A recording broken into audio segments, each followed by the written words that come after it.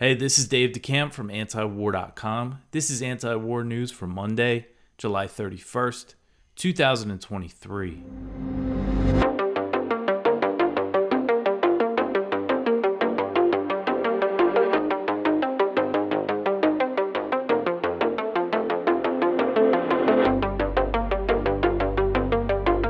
All right, the first story at the top of antiwar.com today. The U.S. gives Taiwan $345 million in military aid. So the White House on Friday announced a $345 million military aid package for Taiwan, marking a significant escalation in U.S. support for the island.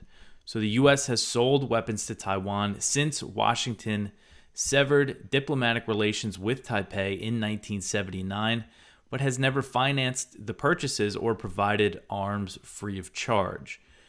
The $345 million weapons package is being provided through the Presidential Drawdown Authority, which is the primary way that the U.S. has been arming Ukraine. The authority allows President Biden to send weapons directly from U.S. military stockpiles. The White House said that the $345 million includes defense articles and services of the Department of Defense and military education and training to provide assistance to Taiwan. The Biden administration did not announce publicly what weapons it was sending Ukraine. Unnamed U.S. officials speaking to AP said it would include man-portable air defense systems, the MANPADS, firearms, missiles, and intelligence and surveillance capabilities. U.S. officials previously told Reuters that the package was expected to include MQ-9 Reaper drones, but it's not clear if they are being provided. So we don't really know exactly what's going over there. Taiwan's defense ministry thanked the U.S. for the weapons, but also did not detail the contents of the arms package. So the 2023 National Defense Authorization Act authorized $1 billion in this Presidential Drawdown Authority for Taiwan, and this marks the first time that the administration has drawn from those funds. So it's the first time they're doing it. And again, this is unprecedented in the post-1979 era, in the era of U.S.-China relations. The move drew a rebuke from Beijing, which is opposed to all U.S. military support for Taiwan. A spokesman for China's embassy in Washington said that Beijing was firmly opposed to military ties between the U.S. and Taiwan. So China hawks in Congress argue that the U.S. needs to arm Taiwan to the teeth to deter Beijing from attacking the island. But China's actions and their rhetoric as well makes clear that the more the U.S. increases support for Taiwan, the more military pressure the island will face. And I make this point a lot, but I think it's important because it's lost on a lot of people. When President Biden signed the 2023 NDAA into law, which included this military aid for Taiwan, China launched major military drills around Taiwan directly in response. China's Taiwan Affairs Office, they issued a statement on Saturday that said the new U.S. military aid for Taiwan was turning the island into a powder keg and said that it would not stop Beijing's goal of what they call reunification between the mainland and Taiwan. China's policy is that it seeks peaceful reunification, but it will not rule out the use of force. So this is a spokesman for China's Taiwan's office. He said, quote, "No matter how much of the ordinary people's taxpayer money the Taiwanese separatist forces spend, no matter how much U.S. weapons, it will not shake our resolve to solve the Taiwan problem or shake our firm will to realize the reunification of our motherland. Their actions are turning Taiwan into a powder keg and ammunition depot, aggravating the threat of war in the Taiwan Strait," end quote. So it's been kind of a long time coming that we've been expecting the U.S. to provide this aid to Taiwan. There was a report that the U.S. sent some Stinger missiles using this a few months ago, but that turned out not to be the case. So that's why this is the top story, because this is a big deal. This is a new level of support for Taiwan. And, it's just really escalating tensions. And, I wouldn't be surprised if we see some big military drills in response to this. So we've kind of entered, crossed this. And I think now we're going to start seeing a lot more of this, after kind of the first one, similar to Ukraine. Trump was the first one to send the missiles, the Javelin anti-tank missiles, and then since then it's just escalated. That was Ukraine I was talking about. Trump was the first one to send the Javelin missiles to Ukraine, and then the U.S. continued to increase support for Ukraine from there, and that's just the pattern. And there's no opposition to this in Washington besides Rand Paul, but he usually doesn't have much influence. So yeah, we're just going to keep going down this path, it seems like, and it's just going to increase the risk of war. All right, the next one here. Russia says that a civilian was injured in a drone attack on Moscow. So a civilian was wounded in a Ukrainian drone attack on Moscow early Sunday morning, Russia's TASS news agency reported, citing Russian emergency services. So the Russian Defense Ministry said that 3 drones targeted the Russian capital. It said 1 was shot down and 2 were suppressed by electronic warfare capabilities and crashed into a building complex in Moscow's business district. The TASS report said the wounded civilian was a security guard. So the incident marks the 3rd Ukrainian drone attack on Moscow within a week. The Russian Defense Ministry said that it thwarted a drone attack that targeted the capital on Friday, with no casualties reported. So according to CNN, Yuri Inat, who's a spokesman for the Ukrainian Air Force, said that the purpose of the drone attacks on civilian areas of Moscow, which is what they've been targeting, they said the purpose of this is to impact those who feel the war is distant. He said, quote, "There's always something flying in Russia as well as in Moscow. Now the war is affecting those who were not concerned. No matter how the Russian authorities would like to turn a blind eye on this by saying they have intercepted everything, something does hit," end quote. So a few hours after the Sunday attack, Zelensky said that the war in Ukraine was gradually returning to Russia. He said, quote, "Ukraine is getting stronger and the war is gradually returning to Russia's territory, to its symbolic centers and military bases. This is an inevitable, natural, and absolutely fair," end quote. So now, after being, pretty ambiguous about attacks inside Russia, Ukrainian officials this to me is them openly taking credit for these attacks. And after, I went over this last week, after a Ukrainian drone attack that targeted Moscow last Monday, Ukraine's military intelligence said that such operations will continue and increase in scale. And that's what we're seeing right now. And, there's a chance, I believe that they're doing this because the U.S., isn't telling them not to do it. They're not concerned anymore about escalation. According to a report from the New York Times from June, it said that the Biden administration is no longer concerned about the risk of Ukrainian attacks inside Russia escalating the war. And since then we've seen a pretty serious, uptick in these types of attacks. I'm going to try to ask the State Department what they think, because it's clear, Ukraine is saying they're openly attacking, Russian civilians, basically, is what they're saying there. I'm going to see if the State Department has anything to say about that. All right, the next one here. Medvedev says that Russia would use a nuke if Ukraine's offensive was successful. So Dmitry Medvedev, he's the deputy chair of the Russian Security Council. He said Sunday that if Ukraine's struggling counteroffensive was successful, Russia would have to use nuclear weapons. So he wrote on Twitter, quote, "By repelling the collective enemy's counteroffensive, our armed forces are defending Russian citizens and our land. It is quite clear to all decent people. Besides that, they are preventing global conflict," end quote. Medvedev said that if Ukraine's counteroffensive was successful and they took away part of Russia's land, that Russia would have to use nuclear weapons. And he referred to Russia's nuclear doctrine, which allows the use of nukes if Russia feels its existence is threatened. He said, quote, "There would simply be no other way out. That's why our enemies must worship our warriors. They are keeping global nuclear fire from flaring up," end quote. So throughout the war, Medvedev has been very hawkish in his rhetoric, pretty over the top. But I still think it's important to highlight that you have a Russian official here, saying, if Ukraine is going to win, by the West's by its own definition and by what the West's definition is, I guess, as well, that means, we're going to use nukes. And I think it's just important to highlight that because it goes to show how much more important this war is to Russia than the U.S. and NATO. And, you have the Biden administration now just shrugging off the risk of escalation. They're like, they haven't used the tactical nuke, up to this point, so they're probably not going to do it. They haven't attacked a NATO base, so they're probably not going to do it.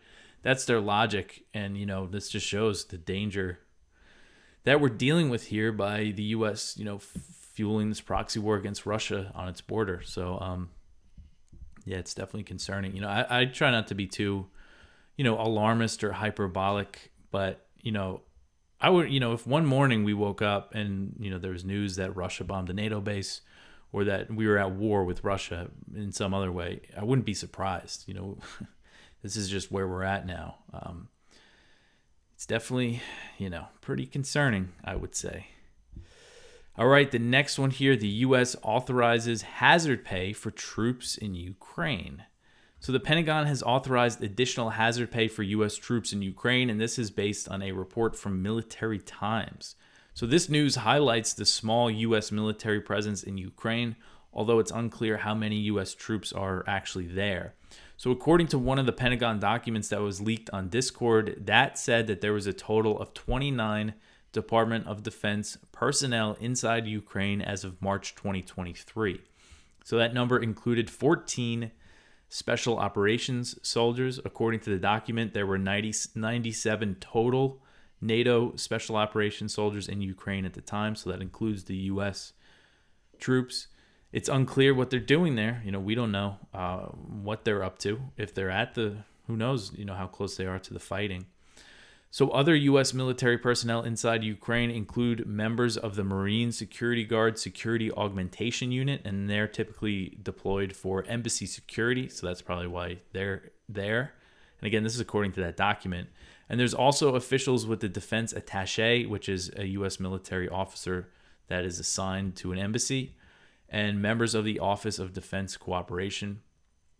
So in October 2022, the Pentagon said that personnel under the Defense Attaché and the Office of Defense Cooperation based at the U.S. Embassy in Kiev were starting on-site weapons inspections. So that sounds like, they're going outside of the embassy to inspect weapons. And it's always a concern that they could use, the genuine concerns for more oversight to slowly increase involvement in the war, by sending more troops, saying, they're there to, inspect weapons.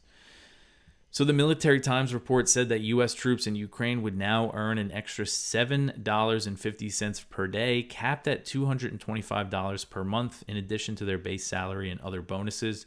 A Pentagon official said that U.S. military personnel in Ukraine could get back pay going back to April 2022. The State Department has also authorized hazard pay for its employees in Ukraine. According to that Discord document, 79 State Department personnel were in the country as of March 2023. The U.S. briefly shuttered its embassy in Kiev when Russia first invaded, but reopened the facility in May 2022.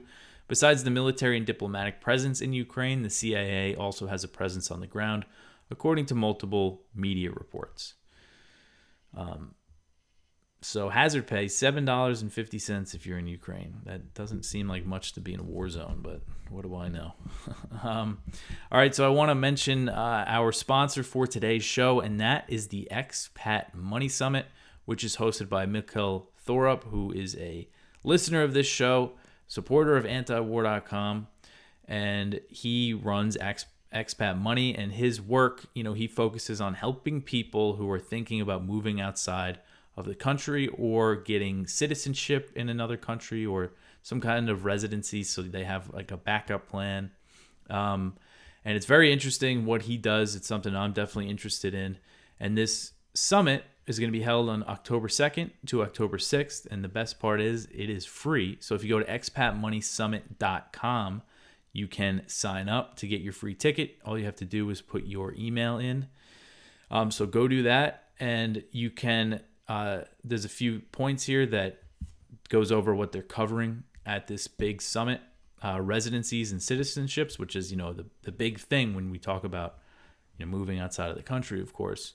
Wealth protection and tax planning, ways to prevent your money, your paycheck from funding war. Investing and diversification, the expat lifestyle, community and networking, and much more to come. And, in today's day and age where so many people are working from home, a lot more people have the option, have the freedom. That's something that's very, for me personally, working, when I started working full time for antiwar.com, I was able to move out of New York, move out to the country. It's very, freeing kind of if you work on the computer. You could be a digital nomad and travel around and work. So this is, I think, something that's just really important in this day and age. So go check that out, expatmoneysummit.com.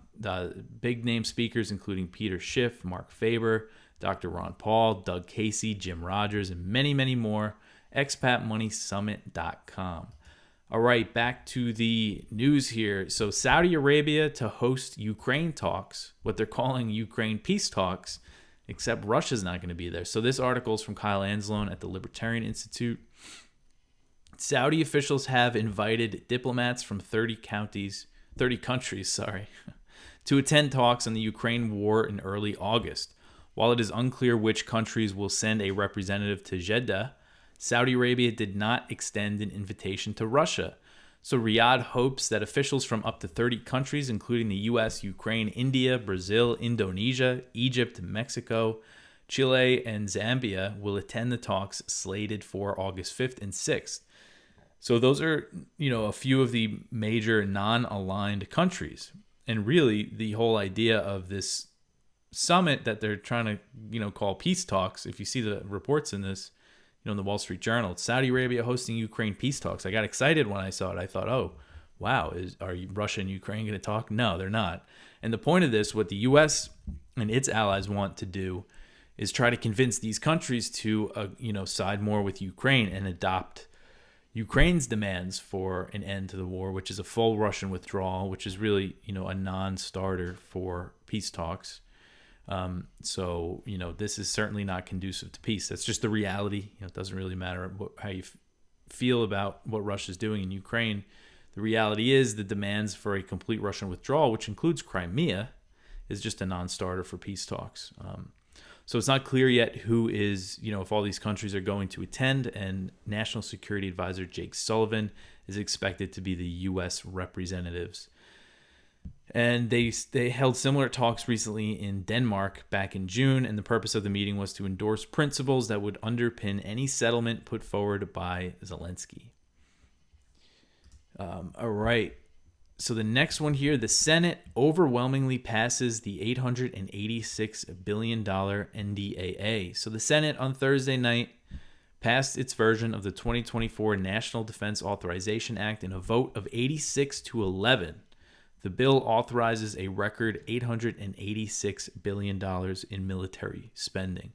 So the debt ceiling deal reached between House Republicans and the White House set the NDAA at $886 billion. And that's the amount that President Biden requested, so there are no cuts in military spending.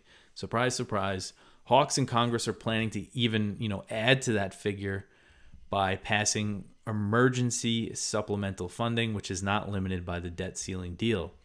The Senate rejected amendments to the NDAA that would have increased oversight of the tens of billions in weapons and other aid that the U.S. has been pouring into Ukraine.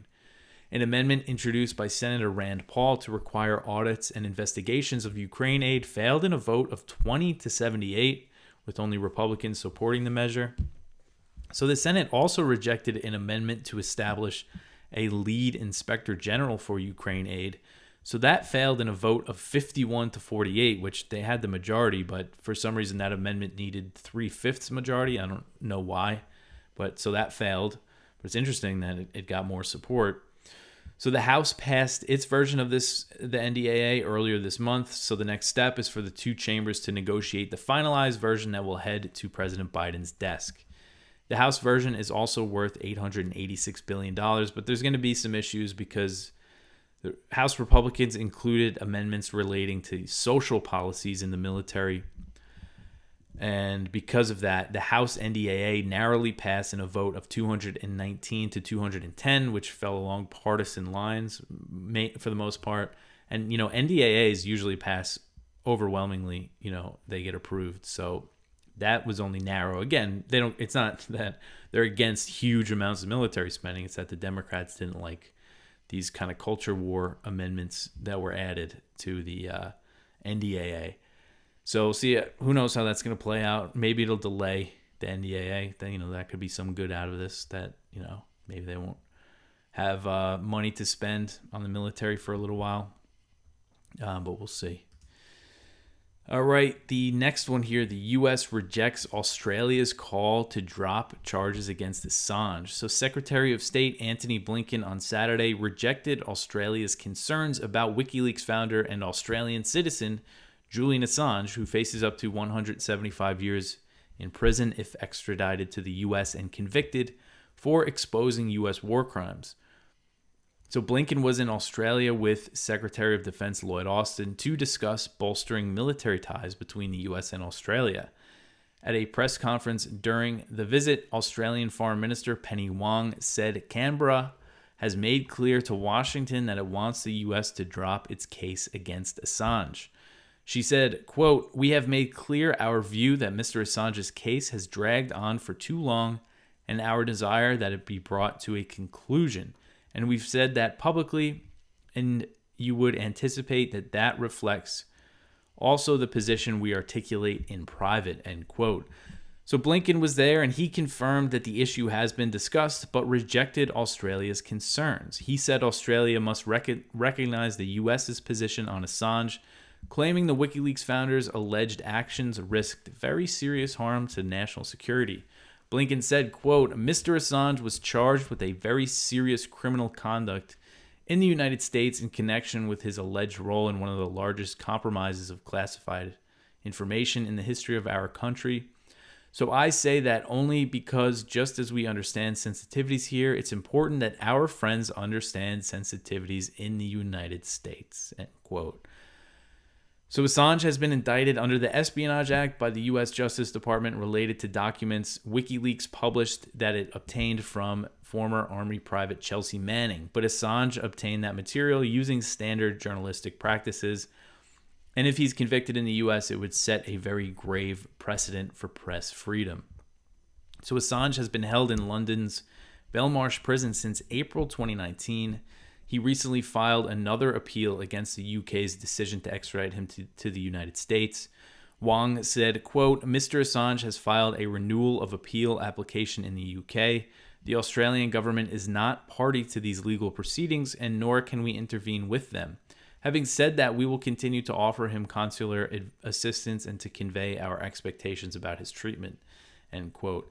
So while you have her saying that the Australian government wants the case against Julian Assange to be brought to an end, it has also not impacted ties between U.S. and Australia. It doesn't seem like they're using any kind of leverage, so it doesn't seem like they're that concerned, the government. The foreign minister and the prime minister, I'm sure that some people in Australia's parliament are genuinely concerned, but not, the ruling government. So after signing the AUKUS military pact that will eventually give, Australia these nuclear-powered submarines, the U.S. and Australia have continued to increase military cooperation.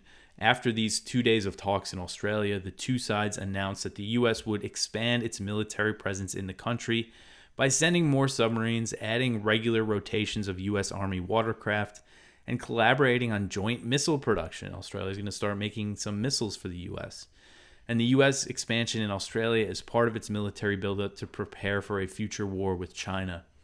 So this is pretty unfortunate to see because we knew that there was, according to what Australian officials were saying, and an Australian parliamentary delegation recently visited the U.S. ambassador to Australia and said, drop the charges. So there's a little hope here with the Australian government, hopefully maybe this would work because the U.S., Australia is very key to the U.S.'s, military buildup in the Pacific. So, we thought maybe Australia would be able to use that leverage to get them to drop these charges against Assange. Maybe some good would come out of it, but no, fortunately not. They go over there and say, no, we're still going to keep pursuing these charges against Assange. And Australia just takes it and they allow the U.S. to, continue their plans for this military buildup. So very disappointing. All right, the last news story here. Niger coup leader joins line of U.S.-trained mutineers. So this is from Nick Turse at The Intercept, and he is confirming that one of the Niger coup leaders was trained by the U.S., and that is Brigadier General Musa Salahu Barmu. He's the chief of Niger's Special Operations Forces and one of the leaders of the unfolding coup in Niger. He was trained by the U.S. military, and The Intercept has confirmed that. U.S.-trained military officers have taken part in 11 coups in West Africa since 2008. And in 2021, Barmu said that Niger had a very long relationship with the U.S., and it's good to work with them.